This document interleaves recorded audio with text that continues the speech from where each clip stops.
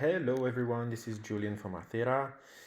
I wanted to show you this little boilerplate that we have here. It's an example of Hardhat project. So Hardhat is one of the most used Solidity contracts development environment. And along with Bertrand, we have prepared this to make it easy for everyone. It's using TypeScript, Ethers v6. It has the Open Zeppelin contracts and also the Hardhat Verify plugin. Right, and of course, it supports Arthera and also Girly Testnet. So, how to use that?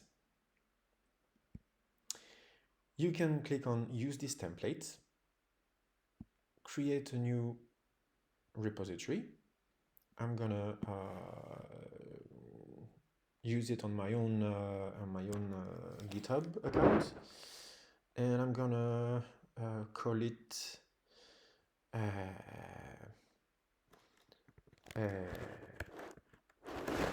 one more test. Yeah, I'm gonna make it public, and I can go ahead and create the repository. So from there, I'm gonna have two options. I can either clone it locally, or I can use the what we call the code space. On this example, why not try the code space? And let's go. I'm creating a code space, which is a version of VS Code that you can use in your browser. And this is kind of practical because you don't have to have VS Code on your machine. Everything is there out of the box, so it's kind of handy. So now it's already installing some stuff. It's actually, so what it does exactly, it's installing the what we call the dependencies.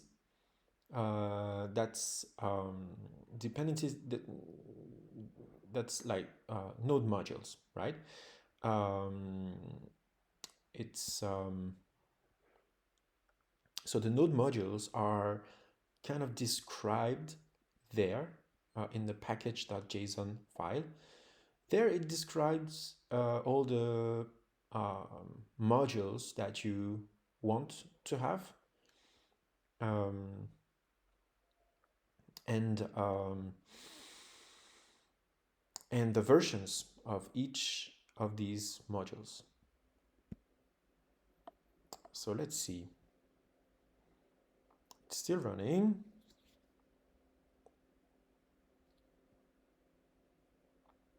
Let's wait a bit. Sometimes it can take some time when you have a lot of modules. There we don't have a lot of modules, but still, well, that's the code space. It would have been faster on my machine, but hey, here we go. That's the node modules folder I was talking about. So maybe just one word about the whole structure of Hardhat projects. There you have some GitHub actions that are set up. It will run the test each time you do some modifications on like any modification within the project. This is the contracts folder where you have the Solidity contracts. There we have only one contract, which is a basic token. Then we have scripts that you can use to, for example, you can use the script to deploy something, or to have like other scripts, other actions you want to have. There you have specific tasks. On this project we have a mint task and a send task, and there this is the test folder. There we have the unit tests for the Solidity contracts. I'm gonna go into that later. This is the .env template. Maybe I can do that right now.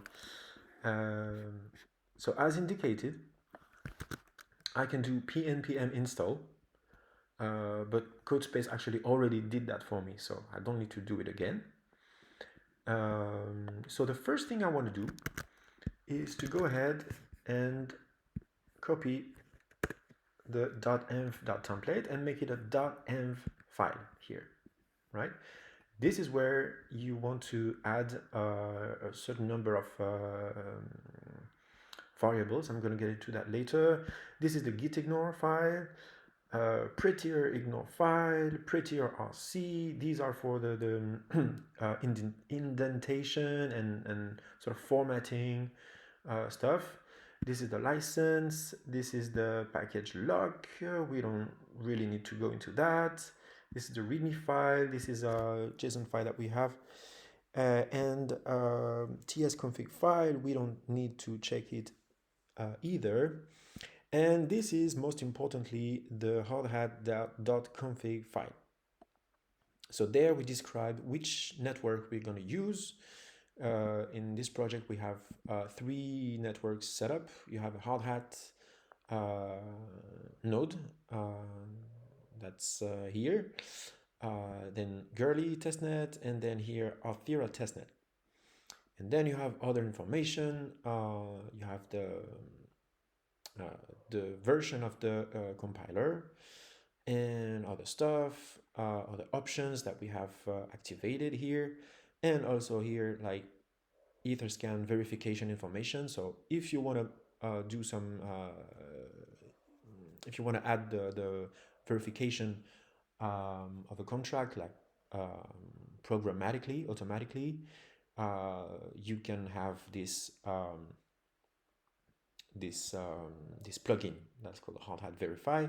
By the way, we're going to have it soon for Arthira because Arthira uses Block Scout, and we're going to have it soon available for you guys to use. Yeah, I can even show you like about the verification. It's there. So in my deployment script, that's here. There I have the verification part.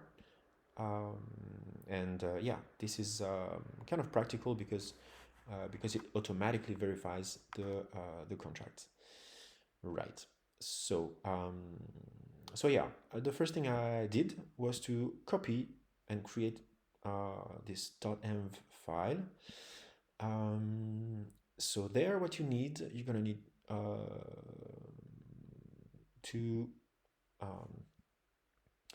add a private key here.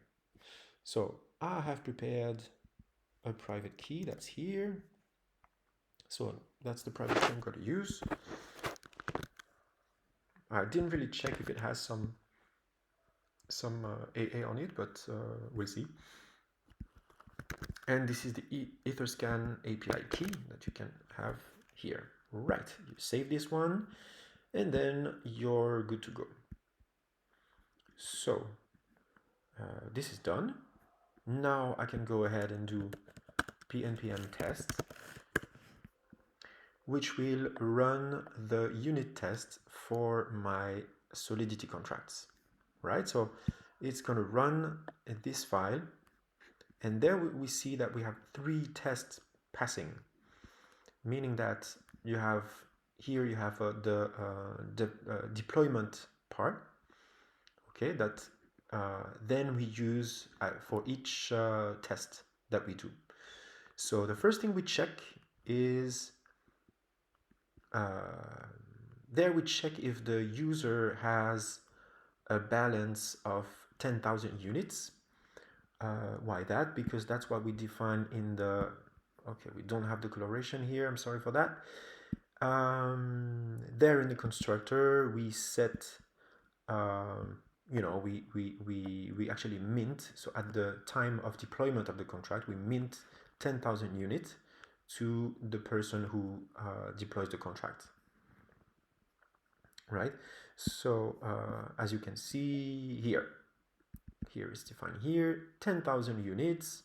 That's the sort of initial balance that we pass as a parameter here at the deployment. Okay, and that's it. And then what we do, we just compare. We go check the balance of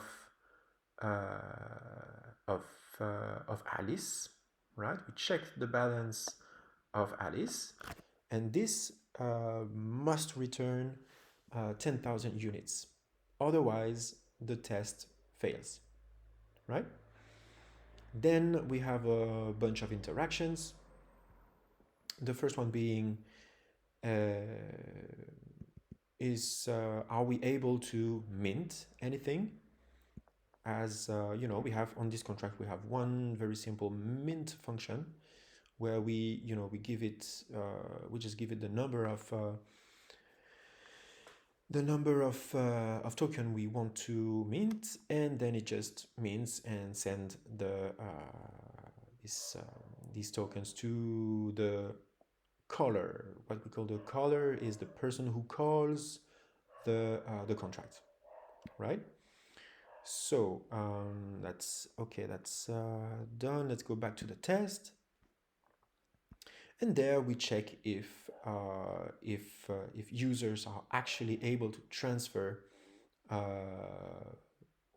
one token, which is the basic feature of an ERC20 token, right? And all these tests pass.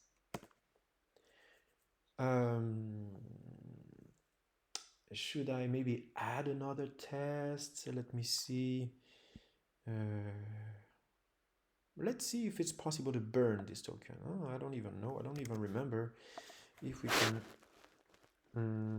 burn. Let's see. Should burn one unit. Let's see. No, that's not a good idea because I don't know. Okay, let's try. Let's try it. Let's try to burn one unit. So it's not going to be the transfer function. It's going to be, I guess, the burn function, if I'm not mistaken. I don't remember. Let's see. So we're going to try to burn one unit. I'm not sure if it's a good idea. Let's see. And then you just launch the test again and see what happens. Okay, I'm not even sure if we actually can burn this token, so that's not a good idea. What do we want to check? Okay, let's forget about the test for now. Yeah. Let's see if it works as it was working previously. Yes, okay, I have my 3 tests passing. Good. Now, what I can do though is to deploy to R0 here. And it's going to use the money that is on this private key, and we're going to spend a handful of AA token to deploy the contract using the script that is here, right? So there we get the sort of contract information, and there we deploy, right? And there we just write the address of the contract in the store.json file. Right now it's empty. So let's just try that. Okay, done. And there I get the contract address.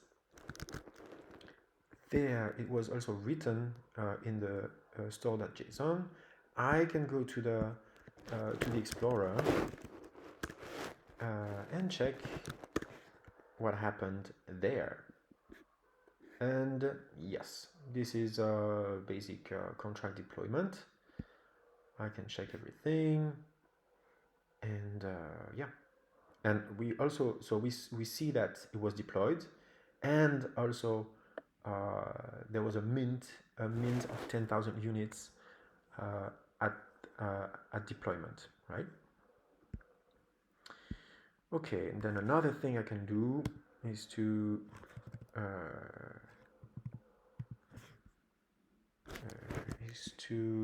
yeah, I'm gonna try. So let's go back to the README. Okay, what can I do here? I can mint 42 units. Let's try that. Okay, so now I have 42 more units. Pretty simple.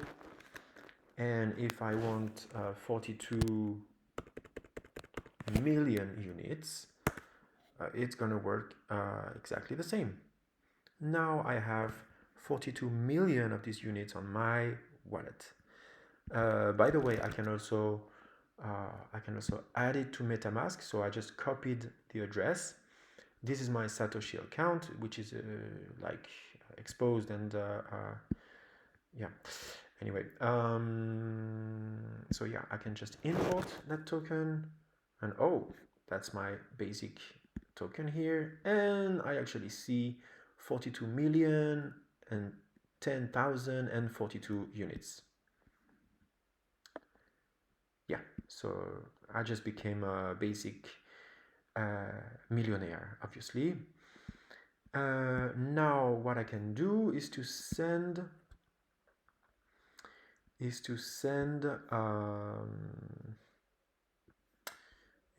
so yeah, again going back to the README file, I can go ahead and send 8 unit to this address that is specified there in the scripts there. So send yeah, to this address, right? And eventually, but it's set this way, but I can I can do it differently. I can do it differently. I can X. Yeah, there I could if I want to send say, I actually have a lot of these tokens, so I can 10 that's 10 million units that I'm gonna send to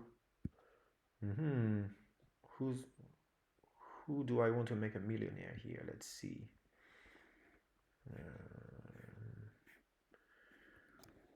Let's say Michael Jackson. Okay, let's make Michael Jackson a millionaire. So I would go back to my command line here, remove this address, paste my Michael Jackson wallet address, and shoot. Et voilà. Michael Jackson is now a millionaire in BASIC on Auth0 testnet. So we can even check, we can always check what's happening in the Explorer, and there we see a bunch of token transfers. This was the latest one. Yeah, that's 10 million to Michael. Right, now what can I do with that? What you probably want to do, how about we want to what do we want to do? First, maybe remove these two functions that are kind of useless. We can save the contract as it is now and test. In Solidity in general, we do what we call test-driven development, meaning that we always focus on the test, meaning that that's the place where you want to test different scenarios. In theory, you're supposed to to test everything, to test each and every functions of your contracts. So you want to test what's happening at deployment. You want to test the different interactions that you can have, and also the events. By the way, this contract actually should have. Well, I think it already has events because we inheriting from OpenZeppelin ERC20, so it has everything's already set up. You don't have to do much, right? Let's say let's say I want to let's say I want to make this mint function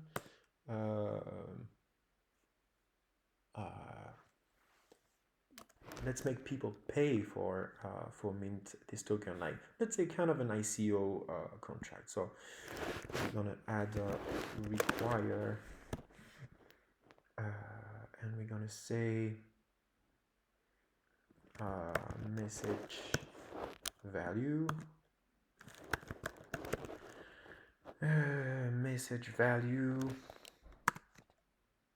equals let's say 1 AA. So 1. So we're gonna need to add 18 zeros because there it's indicated in way, right? Okay, this is 1 unit. And if it fails, we're gonna tell the user that it's the wrong amount. Wrong amount. Okay, let's try that. Now, if I test it, what's gonna happen? I think there are probably two tests that are supposed to fail. Yeah. What's happening here? Oh, okay. Yeah, of course, I need a semicolon at the end, of course. So what does it say? Okay, it don't even compile. That's interesting. Oh, message value.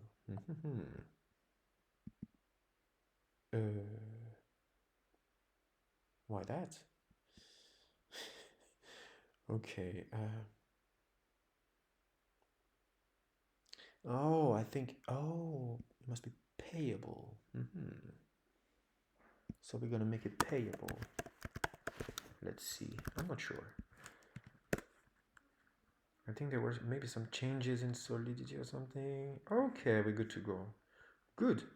We have. So the transfer actually worked, but my mint call failed because I didn't pay. So yeah, and it even gives me the message coming from the contract itself. It says, okay, you have to pay. So what we can do in the tests, so it's this test that actually fails. If I, just to show you, if I comment these 2 lines, the test will pass because the test does actually nothing. So the 3 tests pass. Now, yeah, let's go ahead and we're gonna, so when we want to, from memory, we're gonna need to add an option in the call. We're gonna say, we're gonna specify the value that we send, and it's going to be ethers, or maybe no, parse ether, no, ethers dot parse ethers, and say 1 unit. So this is going to be like in our case it's going to be one AA token. You save it and test and see if that works. Nope. Okay, because this is a syntax error, obviously. Maybe without an S or something. Yeah. So here my user actually paid 1 unit, and so he or she was able to mint or to use the mint function. And yeah, so now what I can do eventually is to commit this change. I can I made a change here, so I can add it, and then I also made a change in the test, and this is like a new feature. I'm gonna call it add paywall commit, and then there I'm not gonna keep these changes, so I'm gonna I'm gonna discard these changes, and there I'm ready to push what I just did. All right, thanks for watching. That's all for today.